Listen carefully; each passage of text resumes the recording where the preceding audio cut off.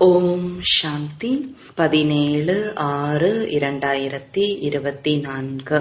இனிமையான குழந்தைகளே, நினைவு மற்றும் படிப்பின் மூலமாக இரட்டை கிரீடம் கிடைக்கும்.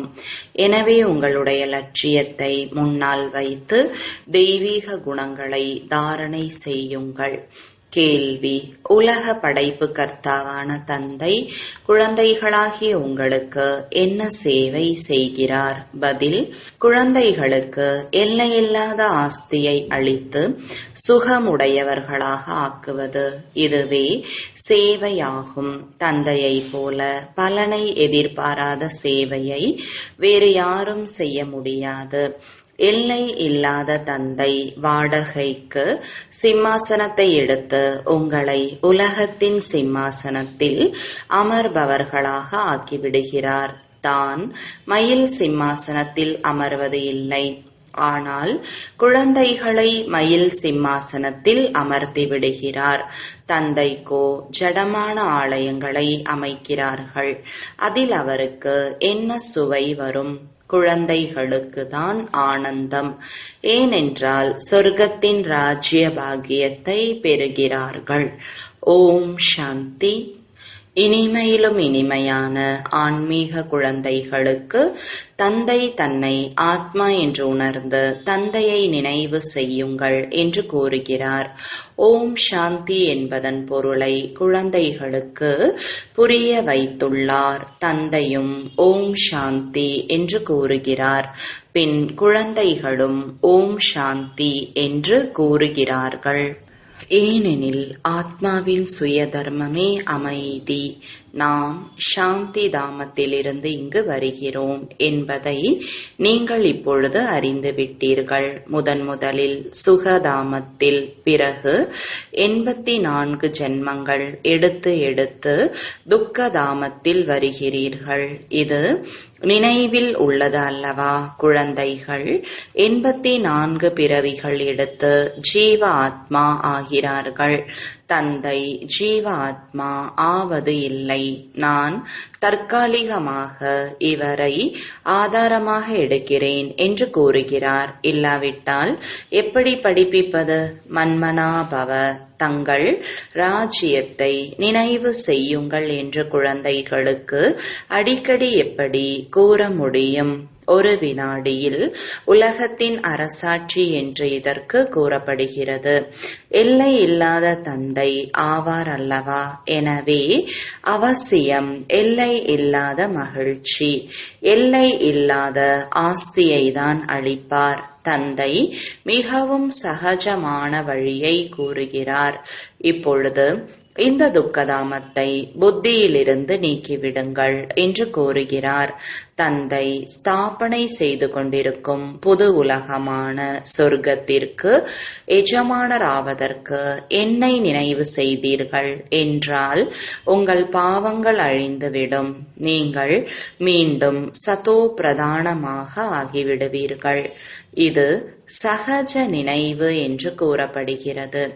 எப்படி குழந்தைகள் லௌகீக தந்தையை எவ்வளவு சகஜமாக நினைவு செய்கிறார்களோ அவ்வாறே குழந்தைகளாகிய நீங்கள் எல்லை இல்லாத தந்தையை நினைவு செய்ய வேண்டும். தந்தைதான் துக்கத்திலிருந்து வெளியேற்றி சுகதாமத்திற்கு அழைத்து செல்கிறார். அங்கு துக்கத்தின் பெயர் அடையாளம் இல்லை. மிகவும் சுலபமான விஷயத்தை கூறுகிறார். நீங்கள் சாந்தி தாமத்தை நினைவு செய்யுங்கள். அது தந்தையின் வீடு மற்றும் உங்களது வீடாகும். மேலும் புதிய உலகத்தை நினைவு செய்யுங்கள்.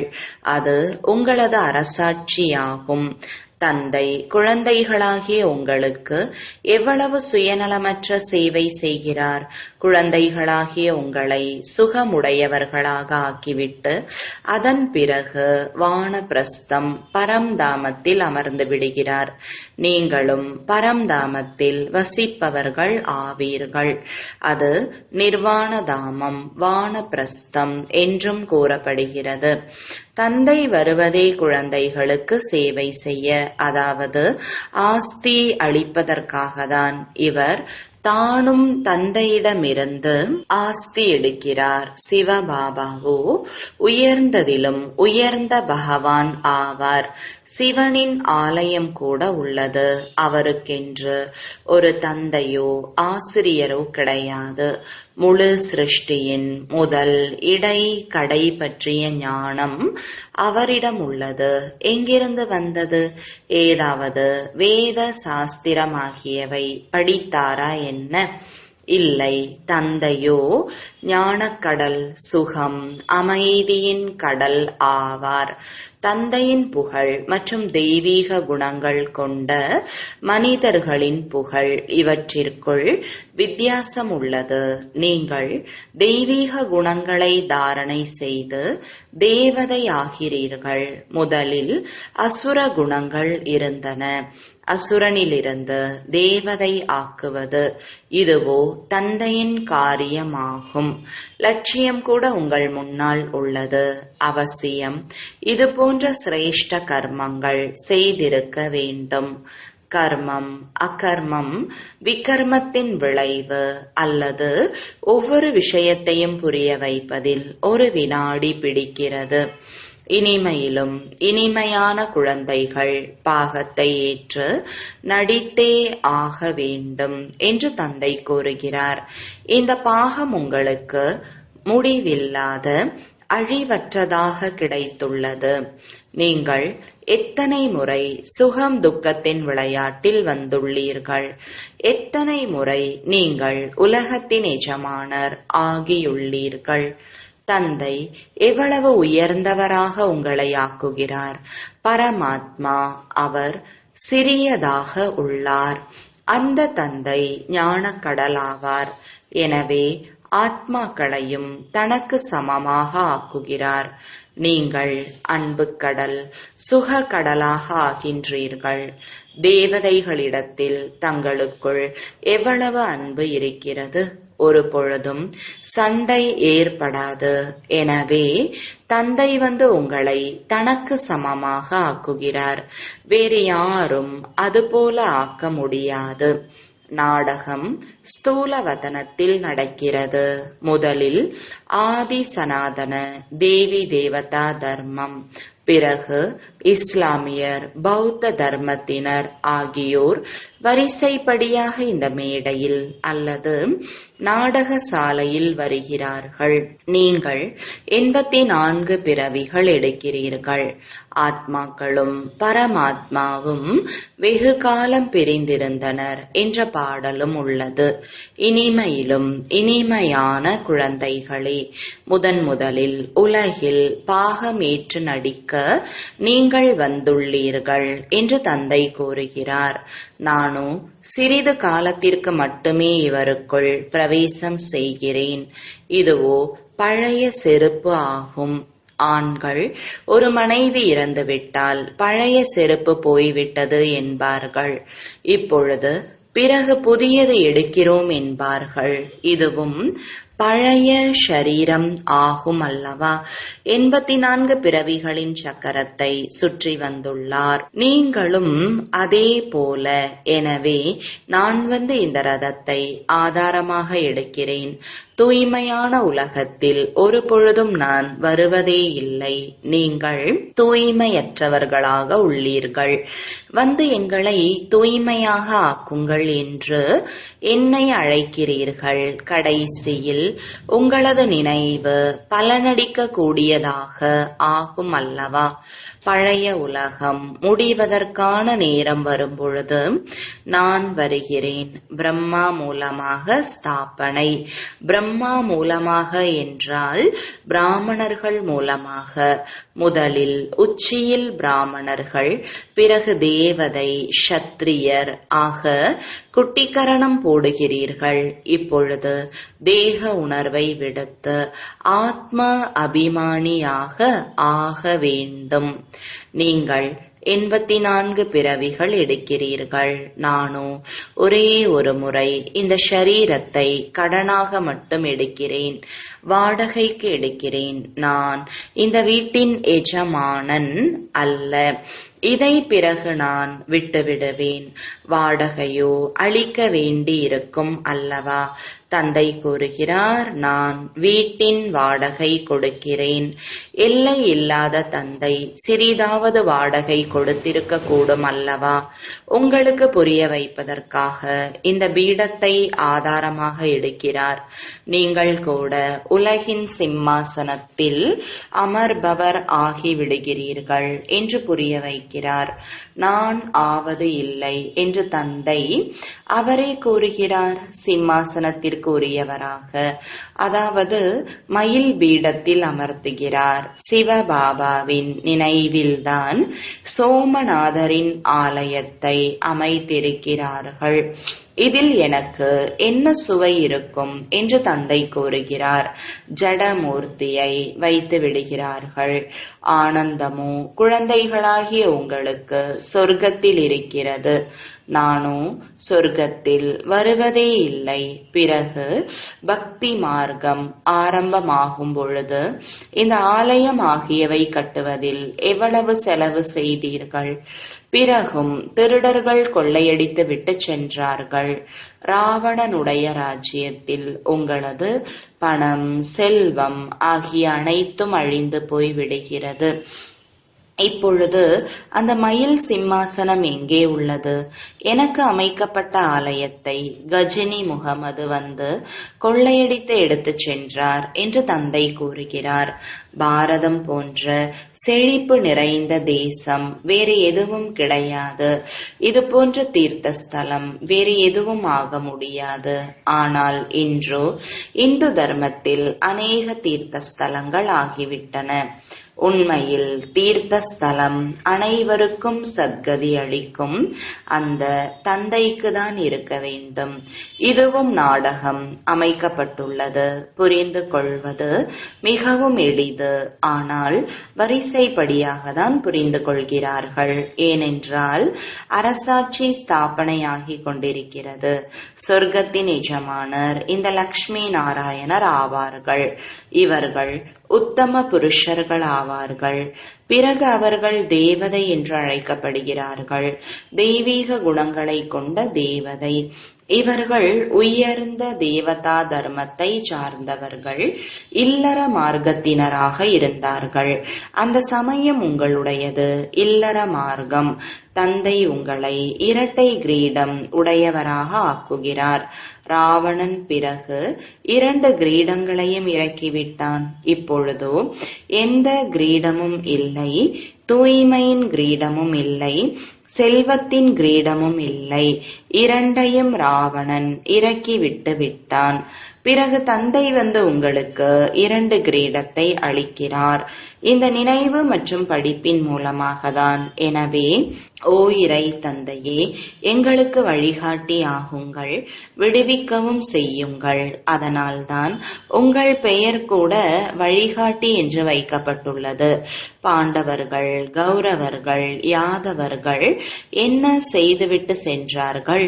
பாபா எங்களை துக்கத்தின் ராஜ்யத்திலிருந்து விடுவித்து கூட அழைத்து செல்லுங்கள் என்று கூறுகிறார்கள். தந்தைதான் சத்தியமான கண்டத்தை உருவாக்குகிறார். அது சொர்க்கம் என்று அழைக்கப்படுகிறது. பிறகு ராவணன் பொய்யான கண்டத்தை அமைக்கிறான். அவர்கள் கிருஷ்ண பகவானுடைய வாக்கு என்கிறார்கள். தந்தை சிவ பகவானின் வாக்கு என்று கூறுகிறார். பாரதவாசிகள் பெயரை மாற்றிவிடும் பொழுது முழு உலகமே மாற்றிவிட்டது. கிருஷ்ணரோ தேகதாரி ஆவார். ஒரே ஒரு சிவபாபா மட்டும்தான் தேகமற்றவர். இப்பொழுது தந்தை மூலமாக குழந்தைகளாகிய உங்களுக்கு பலம் கிடைக்கிறது. முழு உலகிற்கு நீங்கள் எஜமானராகிறீர்கள்.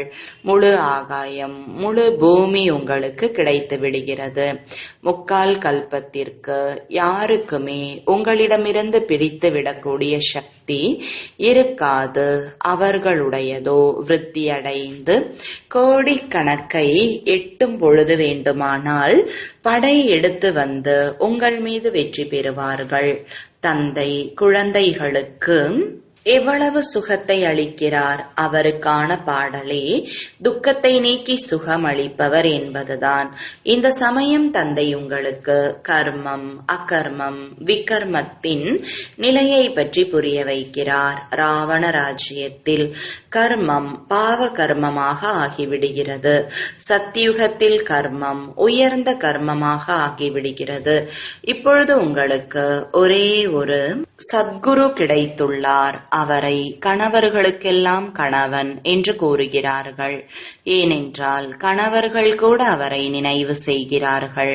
எனவே இது எவ்வளவு அதிசயமான நாடகமாகும் என்று தந்தை புரிய வைக்கிறார். இவ்வளவு சிறிய ஆத்மாவில் அழிவற்ற பாகம் நிரம்பியுள்ளது. அது ஒருபோதும் அழிந்து போய் விடுவது இல்லை. இது அனாதி அழிவற்ற நாடகம் என்று கூறப்படுகிறது. இறைவன் ஒருவர்தான். படைப்பு அல்லது ஏணிப்படி மற்றும் சக்கரம் எல்லாமே ஒன்றே ஒன்றுதான். யாருக்குமே படைப்பவர் பற்றியும் படைப்பு பற்றியும் தெரியாமல் உள்ளது. ரிஷி முனிவர்கள் கூட எங்களுக்கு தெரியவில்லை என்று கூறிவிடுகிறார்கள்.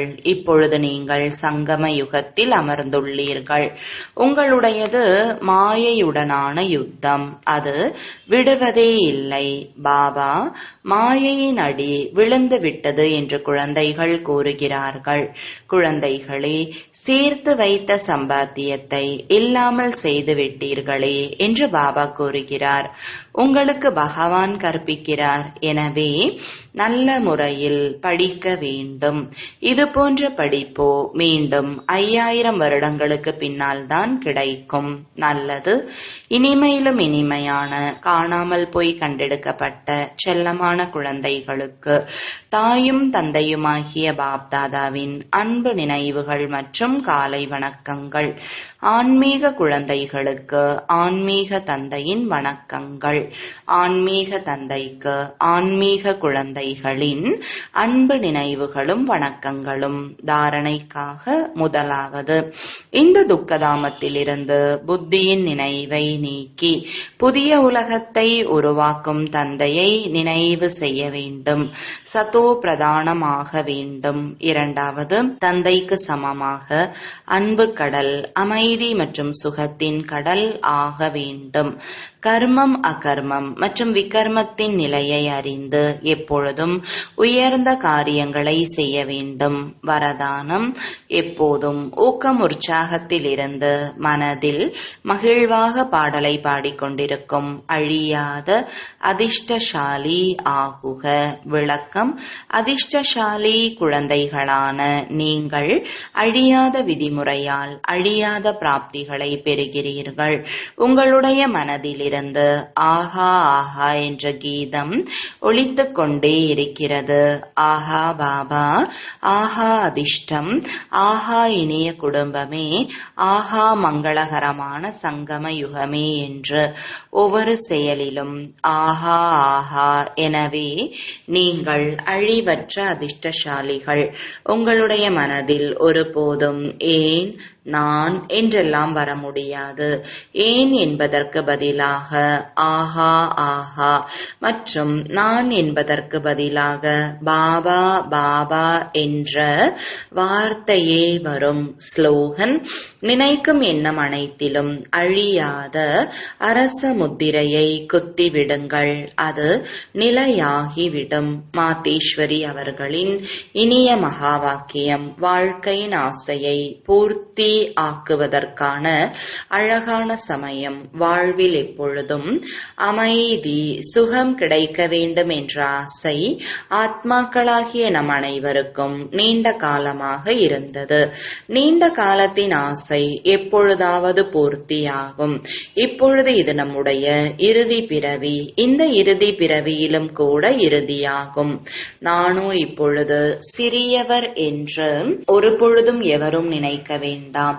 சிறியவர் பெரியவர் ஆகிய அனைவருக்கும் சுகம் தேவை அல்லவா? ஆனால் துக்கம் எந்த பொருள் மூலம் கிடைக்கிறது என்ற ஞானம் முதலில் வேண்டும். இந்த பஞ்ச விகாரங்களில் மாட்டியிருக்கும் காரணத்தினால் என்ன கர்ம பந்தனம் உருவாகி இருக்கிறதோ அதை பரமாத்மாவின் நினைவு என்ற அக்னி மூலம் எரிக்க வேண்டும் என்ற ஞானம் இப்பொழுது உங்களுக்கு கிடைத்திருக்கிறது. இது கர்ம பந்தனத்திலிருந்து விடுபடுவதற்கான சுலபமான வழியாகும். சர்வ சக்திவான் பாபாவை நடந்தாலும் சுற்றினாலும் ஒவ்வொரு சுவாசத்திலும் நினைவு செய்யுங்கள். இப்பொழுது இந்த வழியை சொல்லும் உதவியை பரமாத்மா அவரே வந்து செய்கிறார். ஆனால் இதில் ஒவ்வொரு ஆத்மாவும் முயற்சி செய்ய வேண்டும். பரமாத்மாவோ தந்தை ஆசிரியர் குரு ரூபத்தில் வந்து நமக்கு ஆஸ்தியை கொடுக்கிறார். எனவே முதலில் அந்த தந்தையினுடையவராக வேண்டும். பிறகு ஆசிரியரிடம் படிக்க வேண்டும். இந்த படிப்பின் மூலம் எதிர்கால பல ஜென்மங்களுக்கான சுகத்தின் பிராப்தி உருவாகும். அதாவது ஜீவன் முக்தி பதவியில் முயற்சியின்படி பதவி கிடைக்கிறது. மேலும் குரு ரூபத்தில் தூய்மையாக்கி முக்தியை கொடுக்கிறார். இந்த ரகசியத்தை புரிந்து கொண்டு அதற்கு ஏற்ப முயற்சி செய்ய வேண்டும். பழைய கணக்கை முடித்துவிட்டு புதிய வாழ்க்கையை உருவாக்குவதற்கான சமயம் இதுவே ஆகும். இந்த சமயத்தில் எந்த அளவு முயற்சி செய்து தனது ஆத்மாவை தூய்மையாக்குவீர்களோ அந்த அளவே சுத்தமான பதிவு நிரம்பும். பிறகு முழு கல்பமும் இந்த பதிவின் படியே நடைபெறும். எனவே முழு கல்பத்திற்கும் ஆதாரம் இந்த சமயத்தின் வருமானம் ஆகும். பாருங்கள், இந்த சமயத்தில்தான் உங்களுக்கு முதல் இடை கடைசி பற்றிய ஞானம் கிடைத்திருக்கிறது. நாமே தேவதையாக வேண்டும் மற்றும் நம்முடையது முன்னேறும் கலையாகும். பிறகு அங்கு சென்று பிராப்தியை அனுபவிப்போம். நாம் கீழிறங்கி விடுவோம் என்பது அங்கு தேவதைகளுக்கு தெரியாது. ஒருவேளை சுகத்தை அனுபவித்து பிறகு கீழிறங்க வேண்டும் என்பது தெரிய வந்தால் கீழே இறங்கும் கவலையில் சுகத்தையும் அனுபவிக்க முடியாது. எனவே மனிதர்கள் எப்பொழுதும் முன்னேறுவதற்கான முயற்சியை செய்கின்றனர். அதாவது சுகத்திற்காக வருமானம் செய்கின்றனர். இந்த ஈஸ்வரிய நியமம் உருவாக்கப்பட்டுள்ளது. ஆனால் நாடகத்தில் பாதி பாதியாக நடிப்பு உருவாக்கப்பட்டுள்ளது. இந்த ரகசியத்தை நாம் அறிந்திருக்கிறோம். எந்த சமயம் சுகத்தின் முறை வருமோ அதற்கான முயற்சி செய்து சுகத்தை பெற வேண்டும். இது முயற்சியின் சிறப்பு ஆகும். நடிகரின் வேலையானது நடிக்கும் சமயம் முழுமையான திறமையோடு நடிப்பை நடிக்க வேண்டும். அதை பார்ப்பவர்கள் ஆஹா ஆஹா என்று கூற வேண்டும். ஆகையால் கதாநாயகன் கதாநாயகி நடிப்பு தேவதைகளுக்கு கிடைத்துள்ளது. அவர்களுடைய நினைவு சின்ன சித்திரங்களுக்கு புகழ் பாடப்படுகிறது, பூஜிக்கப்படுகிறது. நிர்விகாரி இல்லறத்தில் இருந்து தாமரை மலர் போன்ற ஸ்திதியை உருவாக்குவது இதுதான் தேவதைகளின் சிறப்பு. இந்த சிறப்பியல்பை மறப்பதால் பாரதத்திற்கு இத்தகைய கீழான நிலை ஏற்பட்டுள்ளது. இப்பொழுது மீண்டும் அத்தகைய வாழ்க்கையை உருவாக்கக்கூடிய பரமாத்மா அவரே வந்திருக்கிறார். இப்பொழுது அவரது கையை பிடித்துக் கொள்வதன் மூலம் வாழ்க்கை படகு கரை சேர்ந்து விடும். ஓம் சாந்தி.